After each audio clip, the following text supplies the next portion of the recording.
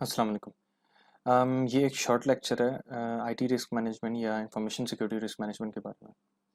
इसमें हम देखेंगे कि रिस्क क्या होता है और रिस्क मैनेजमेंट ज़रूरी क्यों है ऑर्गेनाइजेशन के लिए, और अब हम एग्जांपल के साथ भी उसको समझ रहे होंगे कि एक रिस्क असेसमेंट का फ्लो बेसिकली क्या होता है। So what is a risk? ISO 27005 states that potential that a given threat will exploit vulnerabilities of an asset or group of assets and thereby cause harm to the organization. इसको बेहतर तरीके से समझेंगे जब हम अगली एग्जांपल देखेंगे, जो कि है risk formula. Basically risk formula ये कहता है कि एक risk is the impact of a threat exploiting the vulnerability multiplied by likelihood of a threat attempting to exploit the vulnerability। इस बात का मतलब ये है कि अगर एक कोई थ्रेट है जो कि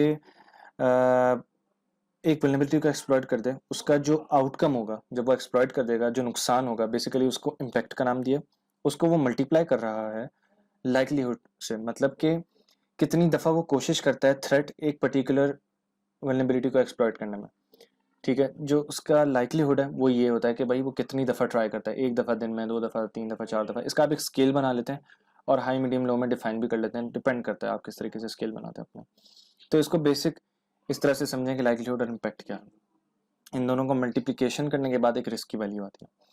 सो उससे पहले फिर हम ये भी देख लेते हैं कि वल्नरेबिलिटी क्या होती है। वल्नरेबिलिटी एक वीकनेस को कहते हैं किसी भी सिस्टम, या क्योंकि हम आईटी की बात कर रहे हैं, अगर हम एक पर्टिकुलर वेबसाइट लें, एक वेबसाइट में वीकनेस होगी कि अगर उस पर क्वेरी सैनिटाइजेशन नहीं है। फॉर इंस्टेंस, अगर मैंने कोई एसक्यूएल इंजेक्शन करने की कोशिश की और वो हो गई, तो ये कमज़ोरी है उस वेबसाइट की। एक थ्रेट को इस तरह से कहा जाता है, स्ट्रेट फॉरवर्ड अल्फाजों में, खतरा, किसी भी किस्म का खतरा is threat. So a potential aspect which can exploit a vulnerability resulting in impact। सो हमने अभी बात की इम्पैक्ट क्या होता है, कि भाई जब कोई थ्रेट किसी वल्नरेबिलिटी को एक्सप्लॉइट कर देता है, जो आउटकम होता है उसको इम्पैक्ट कहते हैं, और कॉन्सिक्वेंस भी कहा जाता है उसको। सिमिलरली लाइकलीहुड होता है कि how often this particular threat attempts slash tries to exploit this vulnerability, कितनी दफ़ा के वो ट्राई करता है इस पर्टिकुलर वल्नरेबिलिटी को एक्सप्लॉइट करने में, एक पर्टिकुलर थ्रेट, तो उसको लाइकलीहुड कहा जाता है। इसकी अब हम एक बहुत अच्छी एग्जांपल देखते हैं। हम एक थ्रेट ले लेते हैं, एक वेबसाइट हमारा एसेट है, उस वेबसाइट पे एक थ्रेट है इन्फॉर्मेशन डिस्क्लोजर का।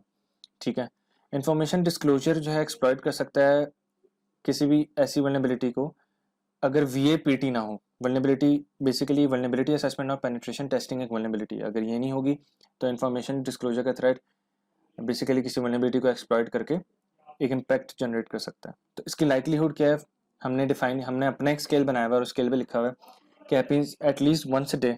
हमने कहा है जब ऐसा होगा तो वो उसकी रेटिंग हाई हो जाएगी।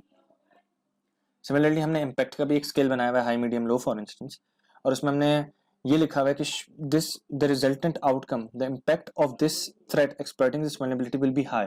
हाई का मतलब क्या है, shall have a significant impact. हमने स्केल जो बनाया हुआ है उसके अंदर ये चीज़ लिखी हुई है। ठीक है, financial impact greater than 10 million basically एक क्वांटिटेटिव नंबर है।